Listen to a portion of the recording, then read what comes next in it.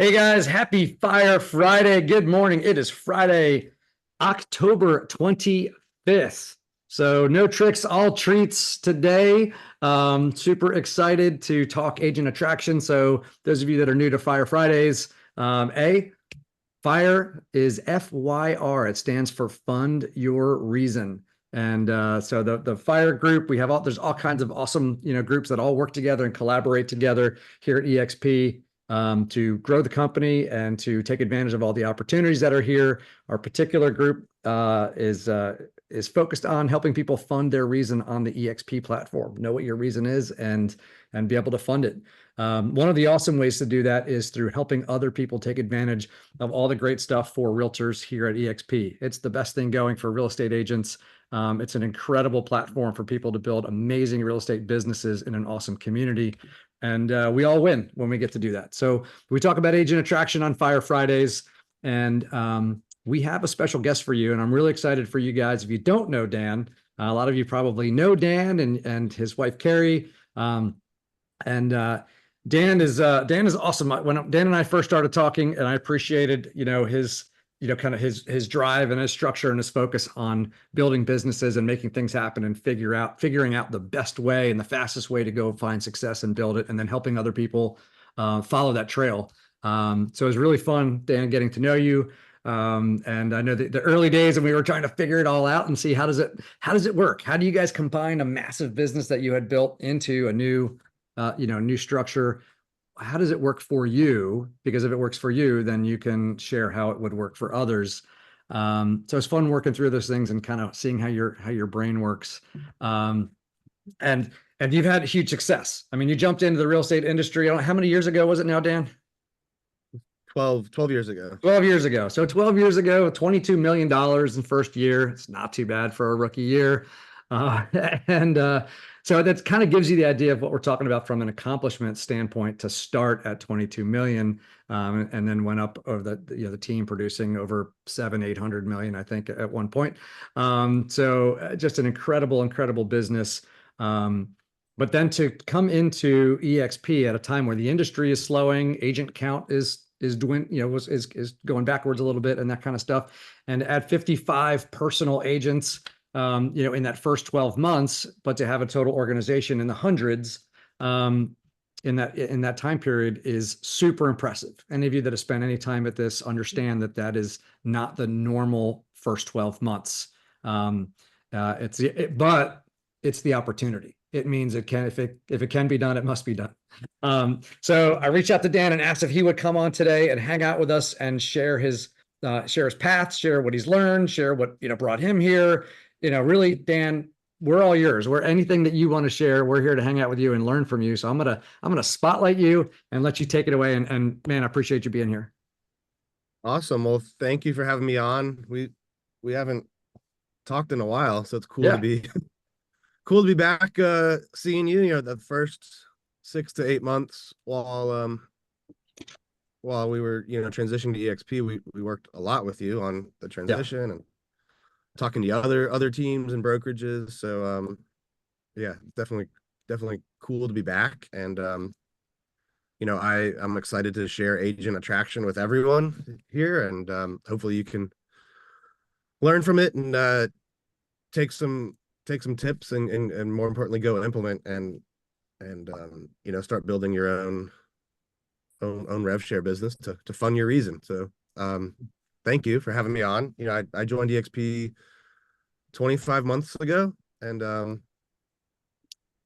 my transition was unique, I guess, because I came over first, and then a couple months later, Dave and I were finally able to convince Carrie to bring the whole brokerage and team. So that was a process in itself. But I knew just because of those circumstances, I needed to have a fast start, not only for the benefits of that, but really proving to Carrie that it would work. So I had lots of reasons why it just wasn't an option not to have a fast start. So that was a really interesting. I'm glad you mentioned that too, because you saw it. You saw the financial opportunity and the business opportunity And we were talking with Tim and Julie Harris, and chatting about kind of the overall thing. And you said, okay, the math works. I Yeah. can see this opportunity, but and so as a business person, you saw that side of it from a revenue share side.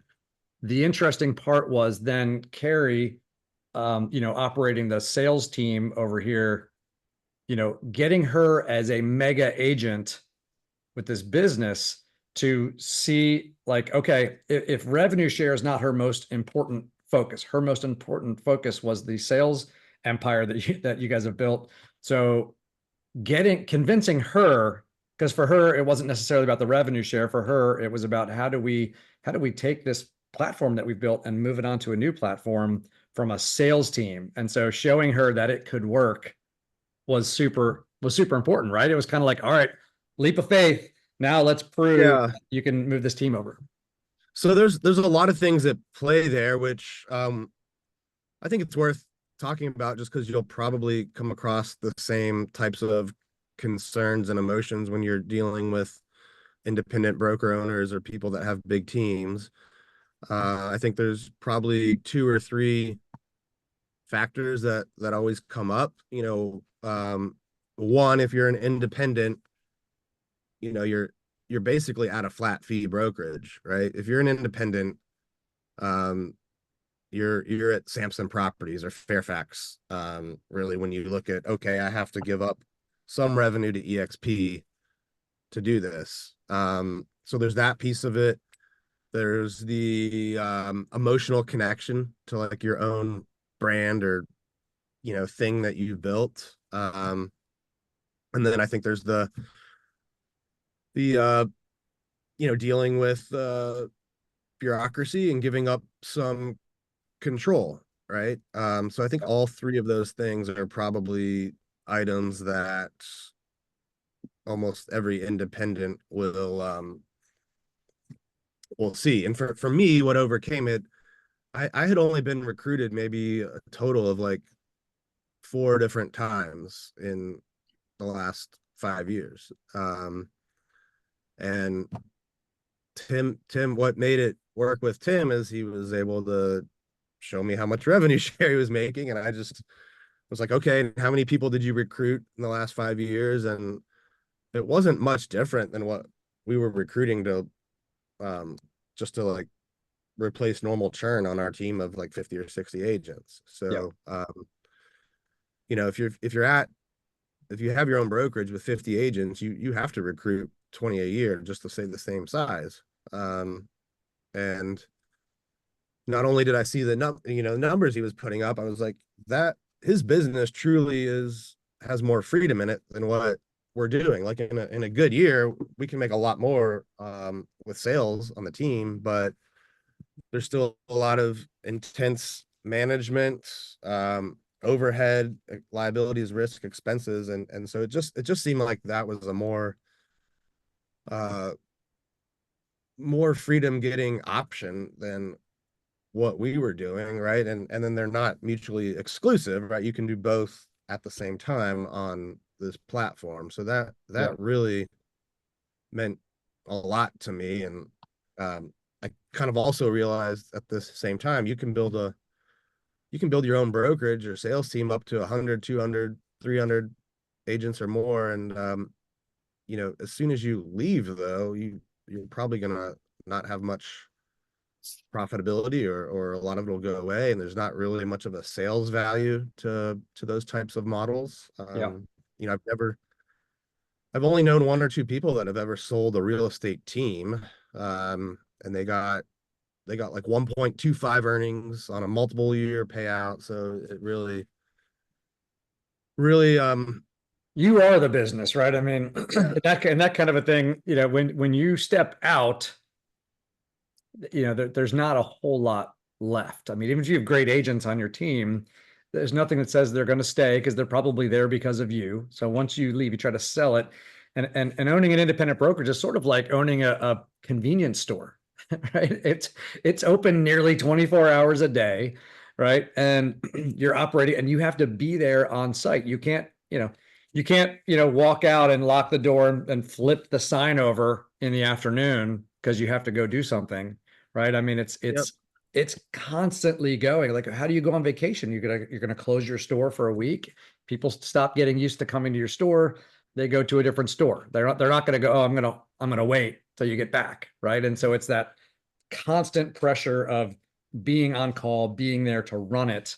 So how, how do you get past, like, okay, people that are there but don't want to like, hey, this was mine, I built it. Like, how do you bridge the chasm between those two? Yeah, I think I think there's, well, two other parts to address. That's definitely one of them.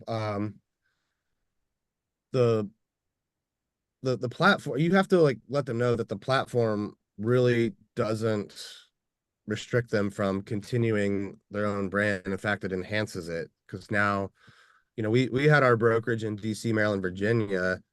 We actually opened up in Florida during COVID as well, and it just got really hard to geographically expand. There's a lot involved with that as an independent, a lot of cost and overhead and regulatory that now you don't have to deal with. So you can, well, how I explain to people is you can come on this platform. EXP is going to shield you from all of the crappy, sucky parts of the business, like processing commissions, liability, answering broker questions. And if you're, if you're free now from dealing with that stuff, you can go expand in any market you want to almost overnight.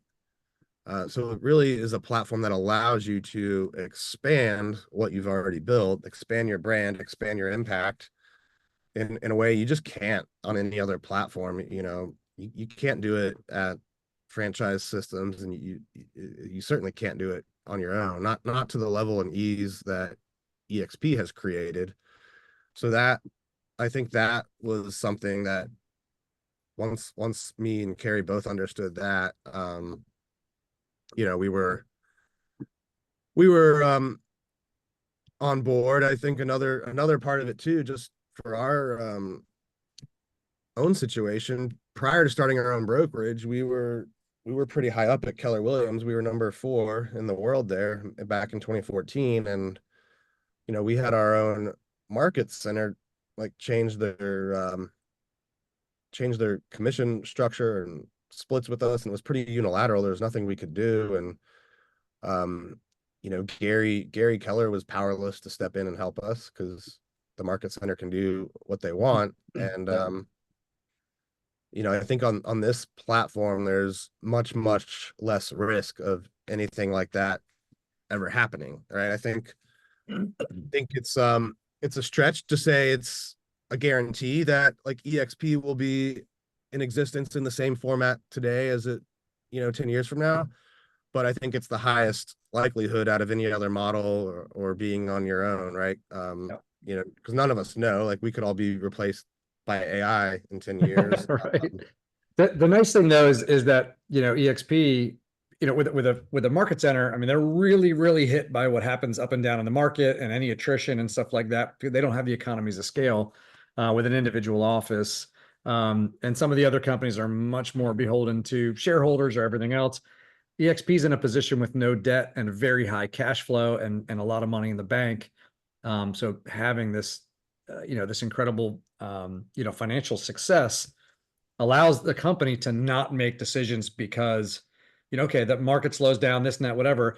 It's still, because of the model, EXP remains profitable, remains positive cash flow, and doesn't have a debt load, and isn't beholden to shareholders, even as a public company, because our founder is still the majority shareholder, right? So the decisions Yep. are being made. How do we pivot to benefit agents so we keep growing? Is the best way during a downturn to, make sure you're still making money is to have more people selling real estate at your company. Right. So, so if we make it less enticing for agents to be here, people leave. If you make it more enticing, so that I would say in 10 years, I hope we don't look the way we look now, but Right. right? But the changes that will be made will always be in the direction of helping agents be more successful and being more attractive versus tightening the belt, taking away things, increasing fees. The company doesn't need to do that, which is the nice thing. Yeah, I think with 85,000 agents and profitable for years now. Like, we're definitely the most proven at scale, and the ownership part matters too. Most of these companies lose tens of millions or hundreds of millions, or in like Compass's case, billions. Right. um, and so they have to sell the company up front to get runway to do that, and you end up with founders that own 2 to 3% and hedge funds that own 40 to 50%. Right. And at some point, the adults in the room that own those companies are going to force changes that the owners have no control over, and I don't think it'll be good for the agents. So I think, and you look on the other flip side, if you own your own small brokerage, it doesn't take much to wipe it out, right? In Yeah. terms of like, the more deals you do, the more exposure you have to liability. And even a completely ridiculous claim against you is going to cost tens of thousands of dollars to fight. And most, even if it's just something that gets dismissed, like a dismissal is Yeah. like a 30 grand in legal fees just to get something dismissed that never goes to trial. Yeah. It goes to trial, you're in the six-figure range, and that's hard for any small brokerage or even like a market center, 200 agents. They don't have the budget to deal with that. And you know, this happened to us after we joined. We had a seller that was upset that after they sold their home, the the builder was trying to use new changes in the code to build a duplex, and their parents still lived on the street, and so they were upset that someone could build a duplex, and actually filed what I thought was a pretty frivolous complaint. And if we were our own independent, we would have spent 30K plus, you know, and Right. EXP took care of that. It was Yeah. dismissed. And but those kind of things can make a huge impact on small brokerages. And when you're on a platform of a $2 billion market cap company, a lot less people are gonna be able to, like, it's not even worth their time at that point. So Yeah. um Yeah. so when we You leverage go ahead. all the management and responsibility, and then you have this protective umbrella for the liability. It's now you can focus on growing the things that create income or that serve your people, right? So all of the things that really matter, taking care of your people, taking care of, serving and that kind of stuff, but also growing and building so you can generate income. When you're spending so much of your time handling administrative stuff or those other nuisance things, it really Yeah, it hurts your ability to go do. How many states roughly does your group, all of the people in your organization, all the different levels, roughly how many states are you guys in right now? we're in about 20 states right There you now. go. Right. So in less than or roughly 2 years, just under 2 years, Yep. you guys are in 20 states. So when you're operating your own independent brokerage, you guys were you were probably licensed in DC, Maryland, Virginia, or something like that, right? In As a Florida. brokerage in Florida, right? So you had agents in a handful of states, but in order to go anywhere else and to benefit from any other markets and to have resiliency, because some markets go up and down differently and everything else, and to have more agents for when they sold houses, you guys made money. I mean, you would have to go open another physical brokerage, have a manager in that location, and typically physical space. And I mean, you'd have to expand like that. The investment and the management time makes it nearly Right. impossible.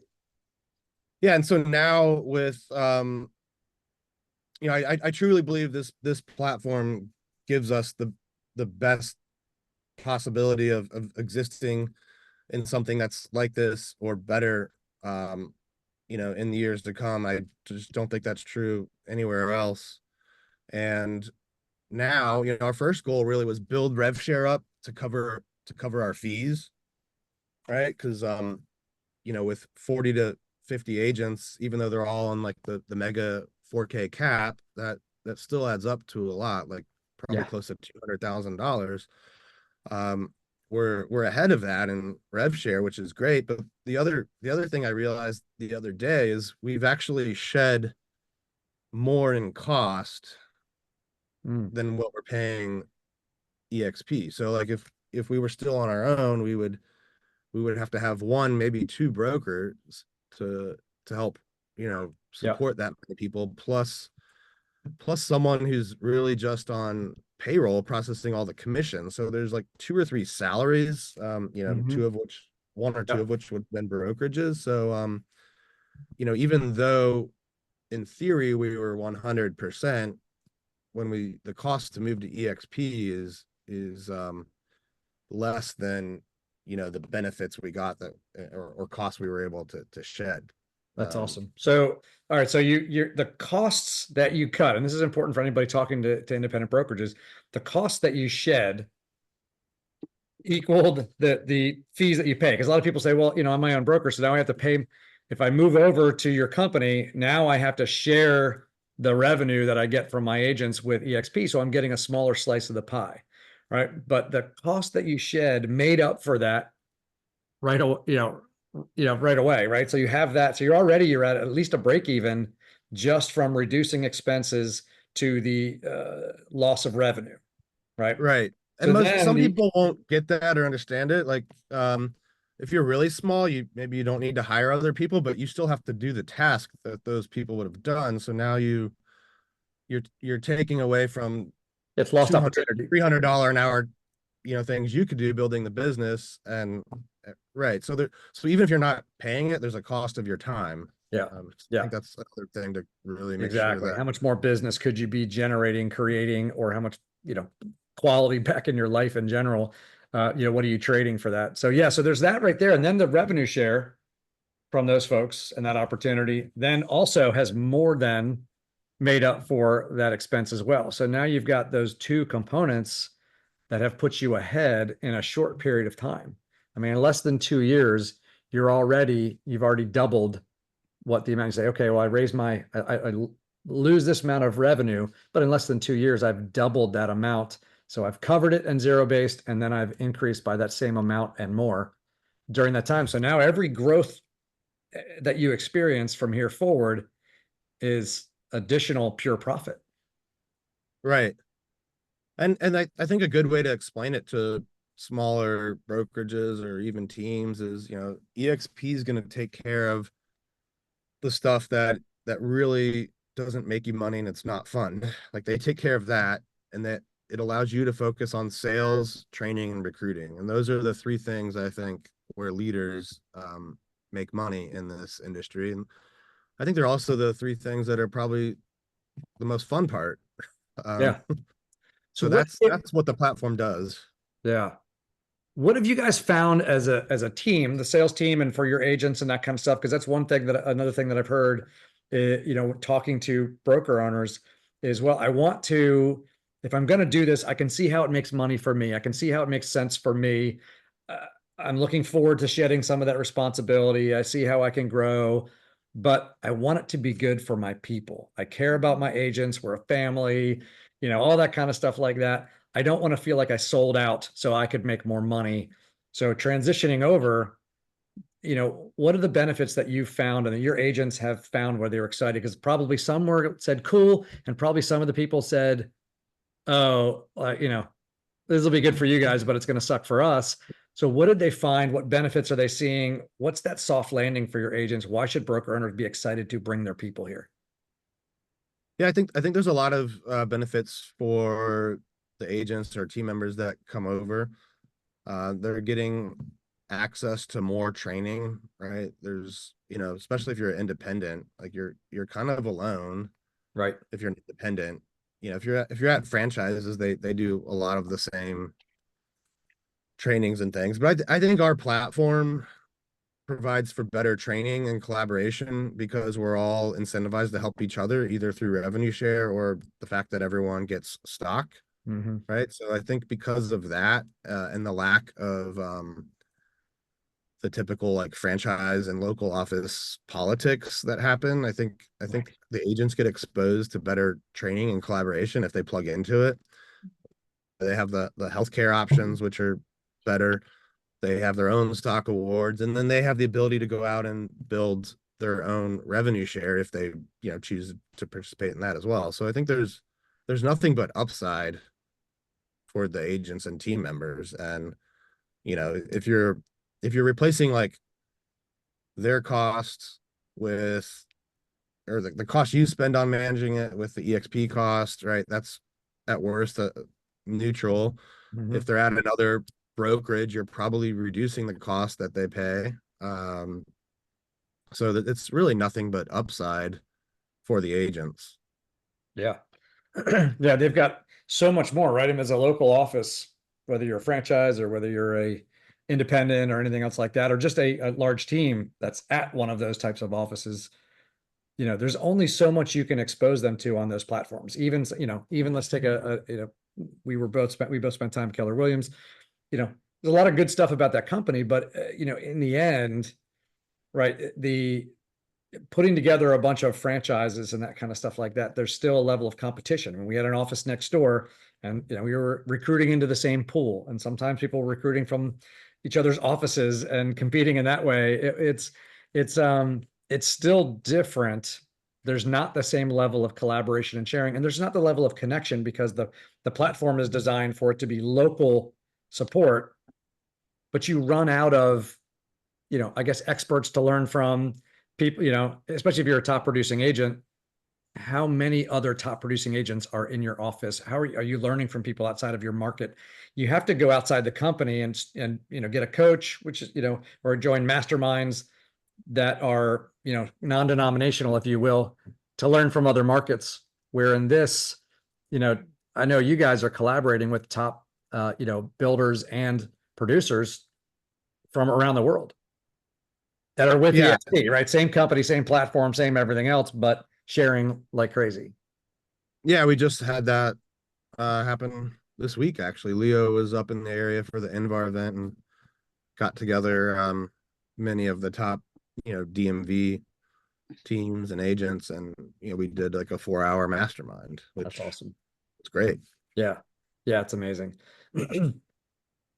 All right. So what are some of the other benefits? What people want to go approach a an independent brokerage or a top team, what's the approach? What gets their attention? So they're open to the My conversation. approach is always the same, no matter who I'm talking to, almost initially at least, right? You have to have conversation. So I think agent attraction, recruiting, it's really just a factor of how many conversations you have, I believe. I spent the first 6 or 7 months going through my warm list, people I already knew, did deals with, that interacted with before.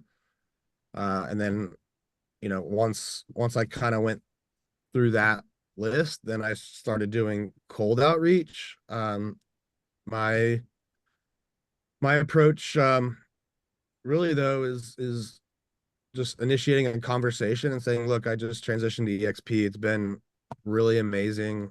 I wanted to see if you might be open-minded to learning about the company and seeing why I made the move. And then they'll, they would usually say yes, because people don't like being, they want to be open-minded, right? So I always use that word. Are you open-minded? And then I typically start by just asking if they'll watch the video. Okay. Would you be willing to watch this video and give me your feedback in a couple days? And they're like, yeah, great. Okay. Well, what time on Friday is better for you? 10 o'clock or 2 o'clock? And that really is how I've started almost every recruiting conversation. Love it. All right. So simple approach, nothing complicated, right? Just, hey, would you be open? So you've been here now for almost 2 years. So is your approach? I mean, now you're obviously not, can't say I just moved. You just tweak that slightly and say, I'm over here and I love it, or, Yeah. So when I'm when I was starting out, or now, when we recruit other people and they join, we tell them to reach out to their warm list and either say like, hey, I just moved, or sometimes we'll say, have them say, um, hey Dave, I just moved over to EXP. It almost seems too good to be true. I'd love to get your opinion on it and just see if there's something I'm missing, right? If I send you this video, can you watch it and just give me your opinion on if I made a good decision or not? yeah. Um, and one of the agents who joined he joined us in May. He recruited a brokerage of 15 with, it was just a guy he did a co-op deal with and reached out, used that exact script, and that was a brokerage of 15 that came over. That's awesome. And now when I call, the I don't say, I'm not asking for their opinion necessarily, or saying I just moved.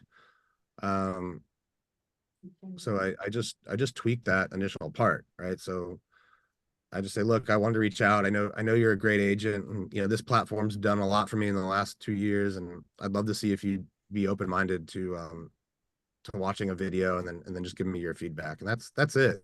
Awesome. And a lot of people, a lot of people say no. A lot of people will say that they will watch the video, and then they don't. They kind of ghost you. It's just part of the process. So but It's definitely a numbers game, right? yeah, it's really just a numbers game. So Kim asked in the chat there about if the people you haven't talked to in a long time or people you don't know, how are you reaching? Like they're if you're calling them, they pick up the phone and you're like, "Hey, it's Dan. You don't know me." What's the next couple of sentences to help people kind of map that out for them? Yeah, sure. So I don't text cold, so I don't do that. Sometimes I'll do like Instagram DMs, somewhat cold, but they're only getting that if I've interacted with them somehow on there. Yeah. So it's almost always a call. And like if I was calling Kim and didn't know her, I would say, "Hey Kim, this is Dan Lezniak. I'm one of the top leaders at EXP Realty. You know, I saw I saw you're doing a lot of business in whatever area. That's great, especially in this kind of market. I've only got a minute right now, but I just want to see if you'd be open-minded to learning about EXP, and seeing if it might be a platform that would interest you, if it would help you build a better business in the long run." And usually before they even answer that, I'll just roll right into, if I sent you a video about the model and some information about our group, would you be able to watch it in the next couple of days? And I honestly think most people say yes to that because they're just glad that that's all you asked of them. Right. And then once they say yes, I'll be like, okay, great. So when can you watch it by if I got it out to you today? And they'll say 2 days. Like, okay, great. So if I called you on Monday, that's enough time that you would have seen it. Yes. Okay, great. What time on Monday works better, morning or afternoon? That's really about it. It's a script from Eric Worre. If you ever, I don't know if anyone knows him. The Yeah. book is called Go Pro, and it's a really good book. That script is just one of, like, I don't know, 9 or 10 chapters, but the elements in there that are that make it work, I think, are you're giving them a compliment, you're being direct about why you're calling. I think a lot of people try to call and do this like fake catch up and chit chat, and whatever. And I think people see through that, so they appreciate the direct approach.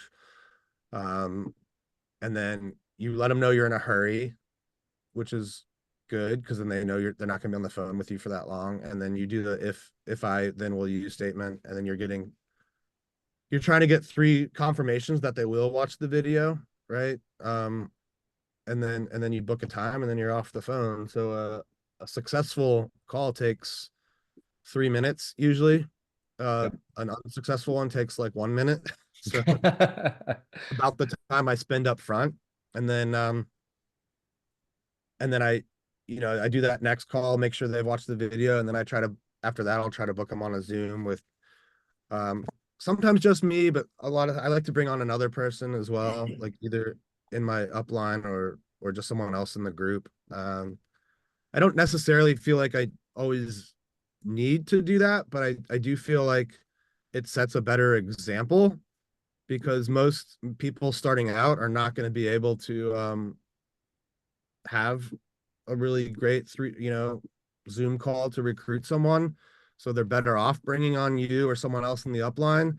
But if you didn't do that with them when you brought them in, they're going to be less likely to do it, even if you tell them to do it, because they're going to do what you did to them, not what you tell them to do. So That's a great point. Great point. Yeah, and so multiple videos. Someone Grady's asking. I always send him the Brent Gove one.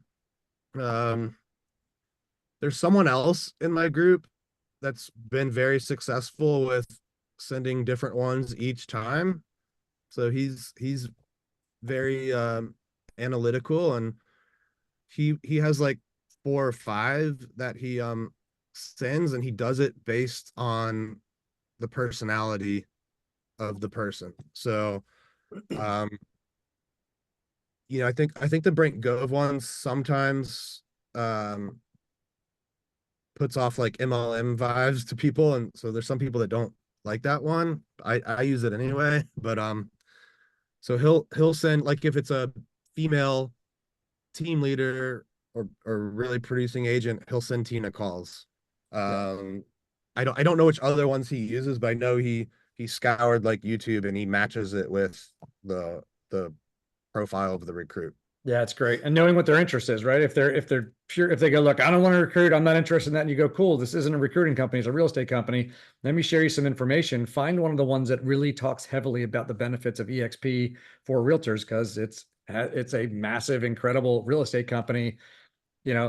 Once you get here and you're doing it, then your natural enthusiasm will help you spread the word. So finding those, if they go, well, I would love to be able to take advantage of the recruiting side, Gene Frederick's napkin math presentation is a good one. So there's some of the other ones that can be used depending on the person, like you're saying.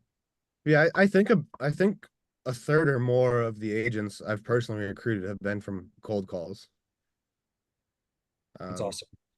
And so, Dan, what's interesting is I built brokerages doing almost purely cold calls, over the years. And what you're saying is I found the exact same thing. So what's always interesting to me is every time I talk to someone who has done it through reaching out to people they don't know or don't know well, it's the same path. It's the same thing. Eventually you settle into what works, because what works works. And the understanding the psyche, the human nature, their fear when you first call them and they realize you're calling to recruit them. Number one, they want to get off the phone as quickly as typically they want to get off the phone as quickly as possible. Right. And number two, they're afraid you're going to ask them for some kind of a commitment. Like, I'm not looking to join. I'm happy. Like, everything's good. Just let me go. Right. And so you're asking for a micro yeah. commitment. And so when they kind of think, oh, you're going to ask me to change brokerages, and you go, hey, could you watch a video? And they go, oh, watch a video? Yeah, I can watch a video. It gives them an out. They can still be friendly. They're a nice person. They can say yes to something. But once they say yes to it and you nail it down and you get them to do it and you follow up with them, if they really are open-minded, they're going to at least be intrigued, and then you can lean into the next conversation. And if they say, you always agree with the objection. So if they say, yeah, I'm not looking to switch brokerages, I would say, great. I certainly don't think you should. And if you were ready to switch on just a short cold call from me, I'd be a little nervous that you would just come over and then jump Leave. at a whim. And I want to build long-term relationships with people at the brokerage. So I'm glad that you're not looking, actually. Would you be open-minded just to learning about our platform and seeing if it might be a good fit for you now or sometime in the future? So that's exactly how I handle it when they say they're not looking to move. Love that. Yeah. And people say, oh, I'm happy where I am. And we used to always be like, oh, well, good. I'm not looking for unhappy people. Right. Yep.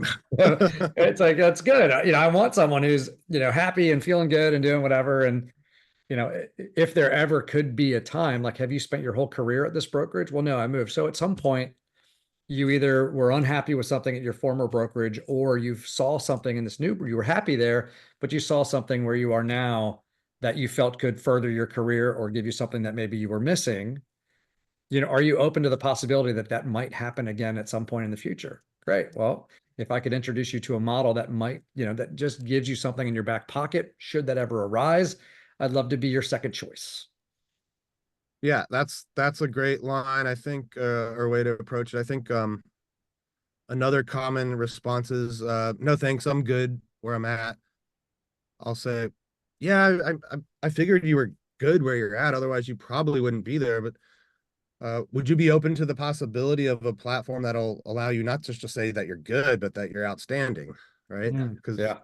then So that's another one that comes up. And Yeah, that's we would, I do the 10 out of 10, 10 plus kind of thing too. Again, depending on how, if they're really giving you the Heisman, right, then right, then you're going to soft pedal it a little bit more and everything else. But if they're bantering back and forth, then it's kind of like, oh, well, so you're good. So like, would you rate it a 10 out of 10? Right. And they go, well, it's a, if they go, well, it's probably 7 or an 8, you're like, cool. So are you open to the possibility there might be a place that's a 10 and you're settling? Right. And just like, maybe it's out there. Maybe this is it. Maybe this isn't it. But I would encourage you to find the place that's a 10, whether it's here or somewhere else. If where you are is not a 10, or if they go, yeah, it is a 10 out of 10. I'm like, awesome. You think it's possible there could be a 10 plus? Could anything be better? Like, what do you love about where you are? What makes it a 10? That's all. Very few agents say they're at a 10. So that's really cool. What makes it a 10 for you? Oh, that's really cool. What if there was something that would make it a 10 plus, what would that be? Right. So, some of those things, again, depending on how conversational they are on the call, but to your point too, I love the short call, right? And I used to call them bulk calls, BULK, where it's really is that numbers game. And I would say, okay, if there's 2,000 people, 2,000 agents in my local, association or whatever, out of those 2,000, are there at least 5 that are looking for something, that are open-minded right now? This week, I'm going to try to find those 5. So when someone would start to give me objections and everything else, I'd say, hey, look, no worries. I totally get it. Sounds like you're in a great place for your business right now. And that's awesome. I'm really excited for you. And to find that can be tough. So congrats on finding that. And, I'm not here to try to, I'm not here to pressure you. Like, we're friends, or whatever. And so, like, look, I hope we're out there doing business together, and I just know that I'm here cheering you on, and I appreciate it. And they go, oh, cool. All right. Well, hey, have a great weekend. Have whatever, all that kind of stuff. Boom. Let them go on a really positive note, because I had those people later on call me back and say, hey, is that opportunity still open? Or, hey, would you be okay talking to me about that now? Something happened, or I heard something about EXP that I really liked, and I'd like to talk to you about it. And down the road, even if that doesn't happen, I typically ended up calling them again.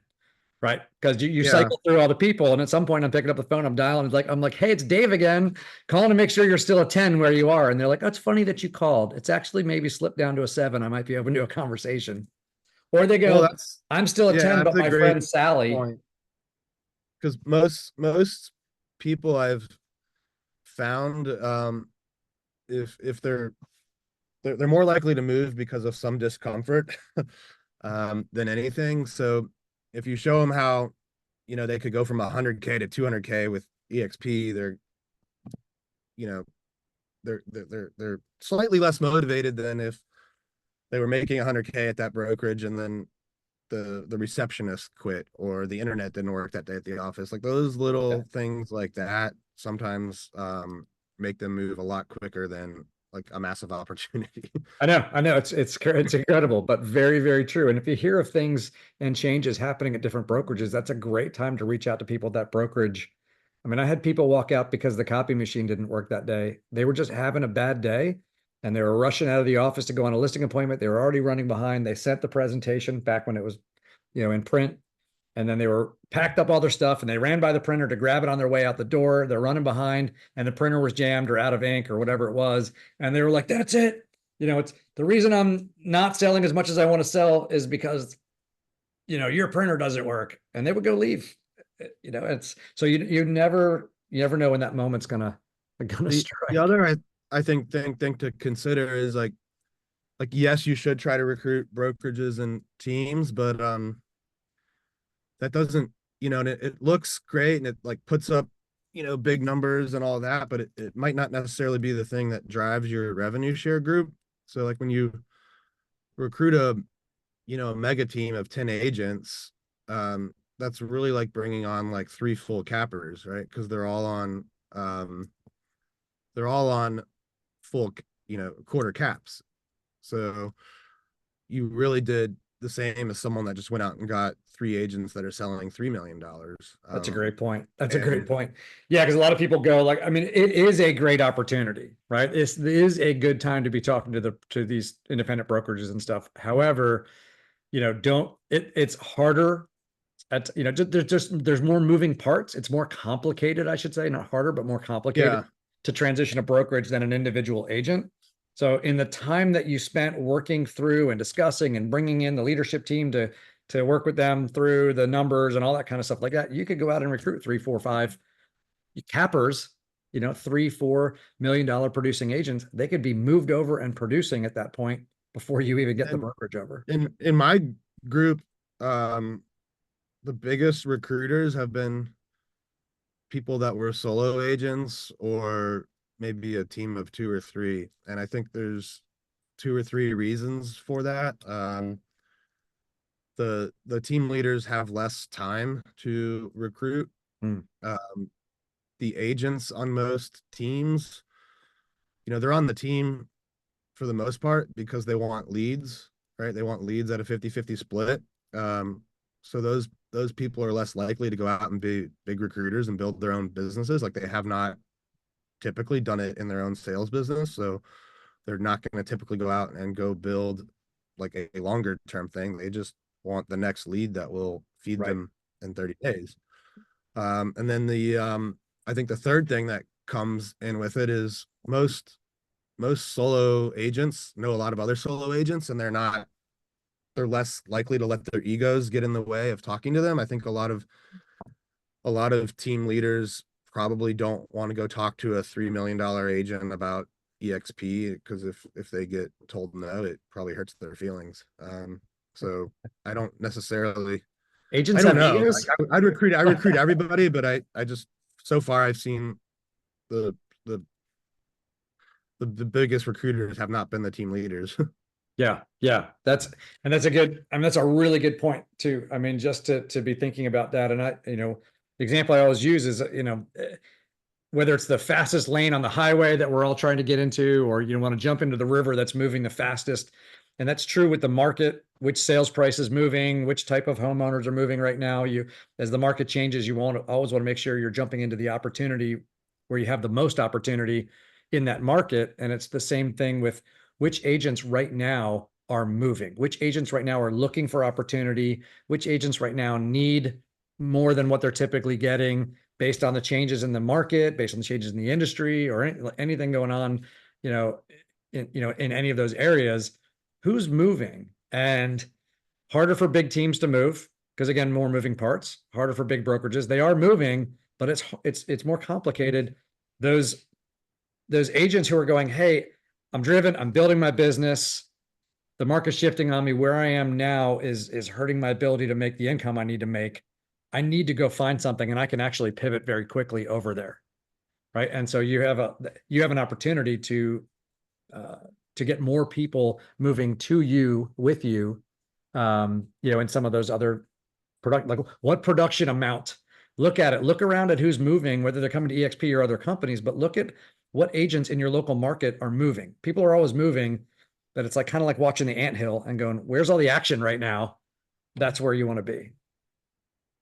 Yeah, and I think one other thing that maybe gets overlooked in agent attraction is really learning what EXP has to offer. Like, we have a lot to offer at the company. There's, luxury, military, Revenos, all sorts of training programs now, like Fast Cap, and there's a lot out there. And even if you don't need to use those tools, like I kind of look at the offerings of EXP as a really, really huge buffet in Las Vegas, and you need to learn what the product actually is, because I think the more you know it and love it, the better you'll be able to sell it to others. And there's going to be I think the luxury program is something that can be really big, and getting agents from some of these big uncapped brokerages, right? And just different tools and programs like that. Like, the more you really know it cold and really appreciate what it is, the easier it'll be to like bring out in the appropriate recruiting setting. Yeah, it's a great point. And the leadership team at EXP, for each one of these programs they're available and they want to talk to you because they want their program to grow. They want people to understand the benefits of the program that they're leading and building, and to bring more people into the community. So there's lots of people on the luxury end, from Carrie Zier to, all the way through, all of the folks that are working on it, Amy Weaver, et cetera. There's tons of them.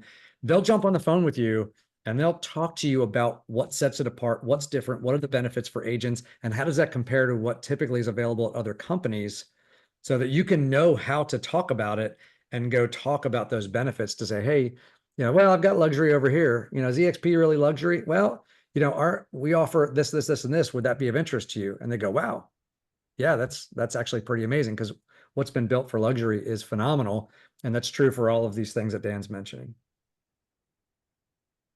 All right, Dan, we got a couple of minutes left. Give us one last nugget of, what people should be focused on right now.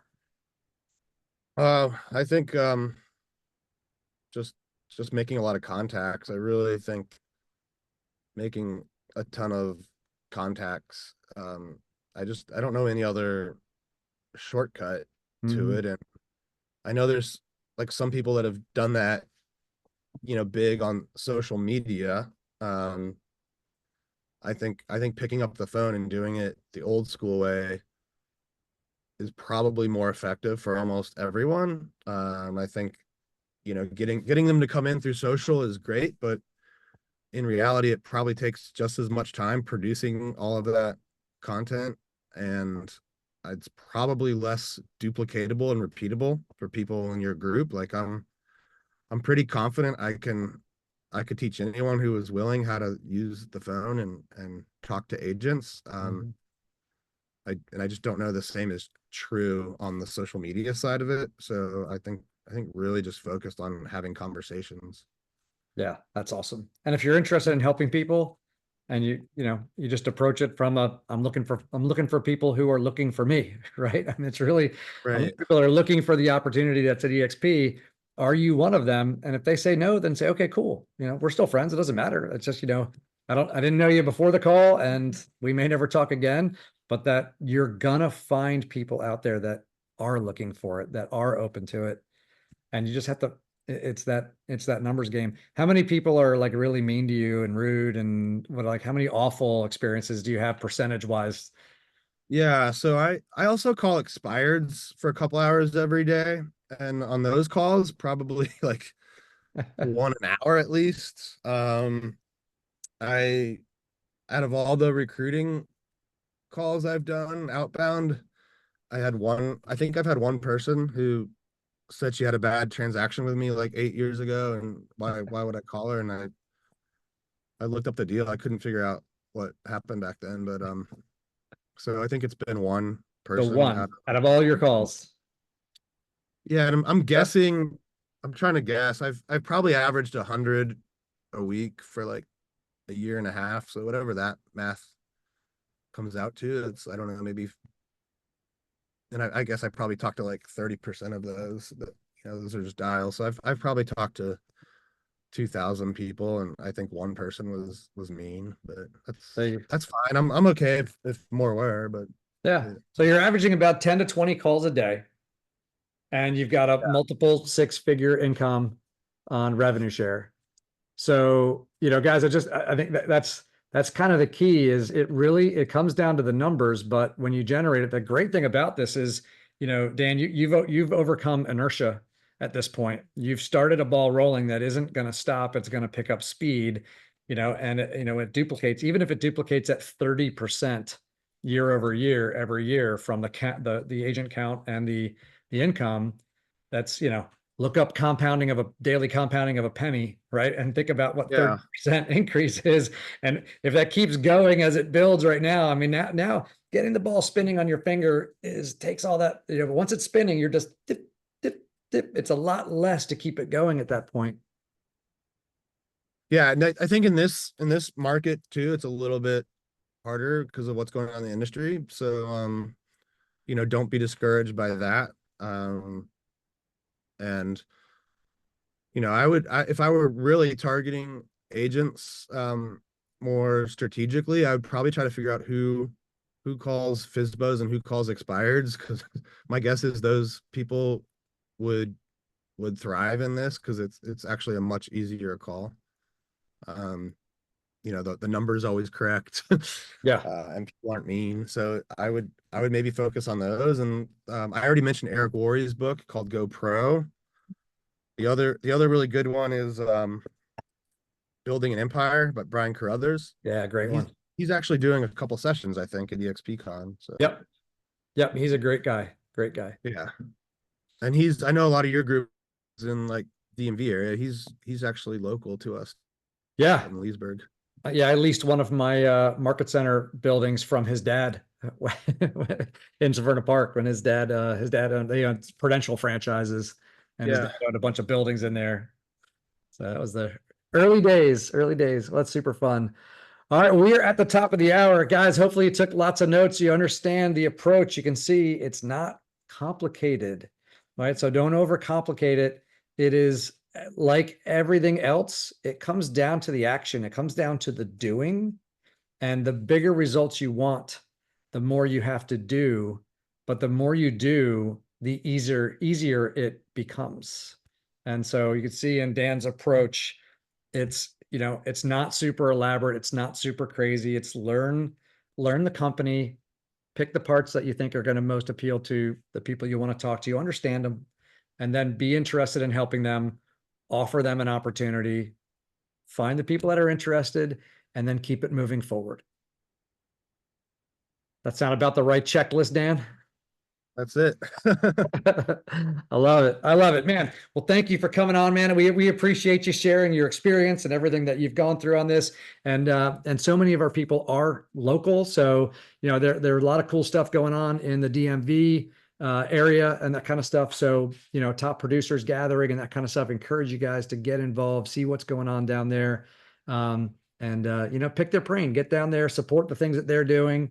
And it'll be reciprocated, and lots of really good stuff going on. This is the time, I think, even though the market is more challenging right now. I just had this conversation with a friend in the mid-Atlantic Northeast area, asking about, did we miss the opportunity? Is the window gone? And what's cool is I saw this happen with prior companies. EXP has exploded. EXP is a huge company, but from a percentage wise, we are still in early days in a lot of the mid-Atlantic Northeast, right? There's opportunity everywhere and things are continue to move. But in this general area, there's so much room for growth, and it's hasn't even hit the tipping point yet where it really explodes up here yet. But it's getting Yeah, I, I close. I think we've got a huge opportunity in DC proper. That market's really challenging right now on the sales front. So I think, I just know from calling expireds, DC's full of them. And I think a lot of those people that have DC based business are going to see their sales down. And it's that market is very light in EXP. Like there's a lot of good stuff happening on the Maryland side, the Nova side. All the big teams a lot of them have come over to EXP. It hasn't gotten the traction inside DC, and that's dominated by models that have these uncapped fees. And I think as commissions get compressed and sales get compressed, I think there'll be a tipping point soon in DC proper. Yeah, I agree. I think DC, Baltimore, Philly, maybe Pittsburgh, Trenton, like New Jersey, that kind of stuff. I mean, that area right now is just super ripe because it's been a little bit insulated, but what's happening now is happening across the board. And so I think there's going to be a spot where there's going to be a run. It's an awesome time to be having conversations. Just have as many as you can. Yeah, and we actually just we had a pretty good Keller Williams agent commit yesterday, but she was shopping us versus Compass. And she was on a three-way call. Someone on my front line booked her, and she was considering them heavily because of their luxury. And and I was brought on the call to demo the luxury and like show the back end and all that. And I said, look, before I do that, can you tell me what specifically about Compass do you think will actually help you win $1 million and up listings? All right, which that's a great question. Like I kind of adapted it from like Mike Ferry's you know, scripts, but Yeah. like what specifically, right?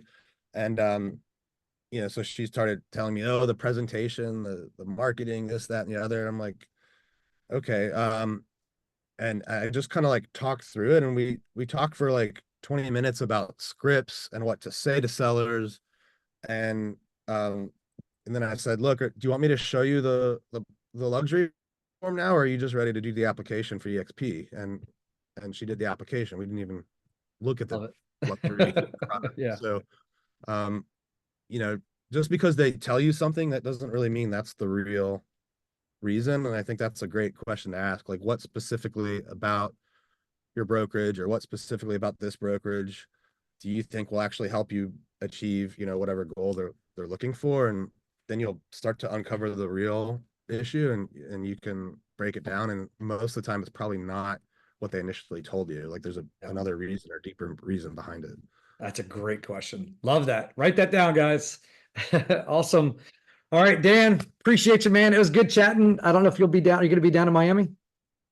Yeah, I'm flying out tomorrow, so I'll be at there's something tomorrow with Chris Voss, I think. So Yep. I'm going to that. Awesome. Awesome. Yeah, I'm sure the Kurt Chewell and we'll be down there as well. So awesome. Awesome. We look forward to seeing you guys. Hopefully we'll get a chance to see you in person.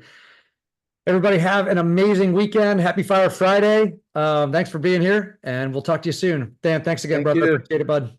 Good Yep. stuff. See ya. See you in Miami. See you there. All right.